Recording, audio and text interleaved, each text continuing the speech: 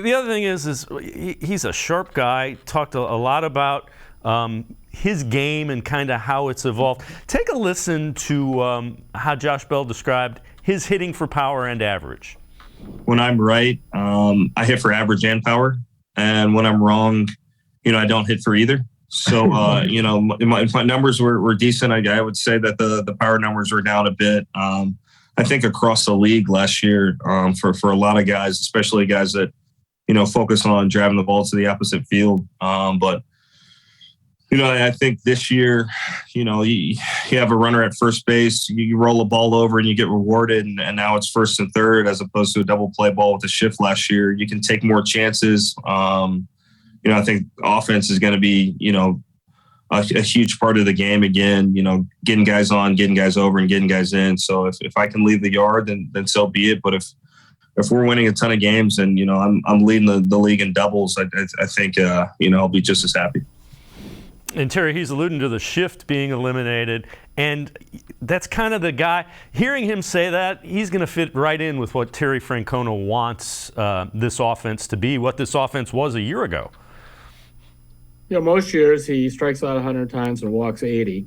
I just have never liked the guys. They'll give you 25 homers and they're striking out 150 times and they're batting, 226, and you just go, I don't know. I'm not willing to trade all that lack of contact for a couple extra home runs. And if you look at some tapes of his home runs, in fact, there's somewhere online there is a video of almost all his home runs from last year, but it seemed like about half of them were to center field or left center when he was batting left-handed. And that's encouraging to me.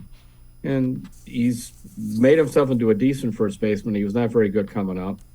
And more importantly, you get Josh Naylor farther down in the lineup. There was a lot of talk about how bad the catchers hit this past year, David, but the DHs were brutal. I think they hit like 239 or something with 8 homers and 30-some RBIs. So you could now put Naylor into that DH spot. You could rest him against some lefties. He only batted 171 against lefties. Bell is a switch hitter, and he hits about the same against righties and lefties. So that's a good thing that helps him. It is a little offensively like Carlos Santana was for years. I'm not saying the year in 79 when he made 2019 when he made the All-Star team, but most other years, he plays all the time. Francona was that switch hitter. He just put in the middle of the lineup. Yeah, and you know what? There was a need for a bat like that in the middle of the lineup. Another thing that the Guardians did. Hold on a second, David. I was just looking at this. How many RBIs did Josh have? You just said it. I think it was 71 or something. Yeah, 71 for the year. Yep. Okay, so Jose at 126.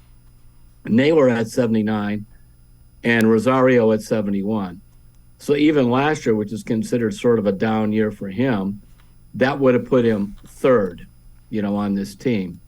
And I think he was correct about the thinking with his shifts will probably open up some things for him.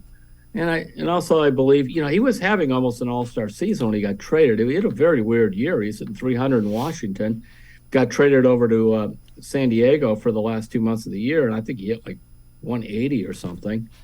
And then he hit in the playoffs, so I'm not sure what all that was about, but other than I liked his honesty. He goes, when I'm hitting for power and I'm hitting for average, and when I'm not right, I'm not hitting for either. Yeah. So, well, that's good. And maybe getting here, this Chris Volenko, the new batting coach they have, he fixed a lot of guys.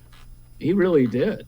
I mean, yeah, Andres Gimenez was lost last year at the plate, and I think he really helped Josh Naylor become more contact oriented, and this the impact on the younger players like Juan and Oscar Gonzalez, because Cleveland was very fearful of bringing Gonzalez up, that he was just going to swing at everything and that. But I remember I actually got in an argument once with one of their top officials with that, and they were telling me this with the Guardians. I said, I got the stats in front of me.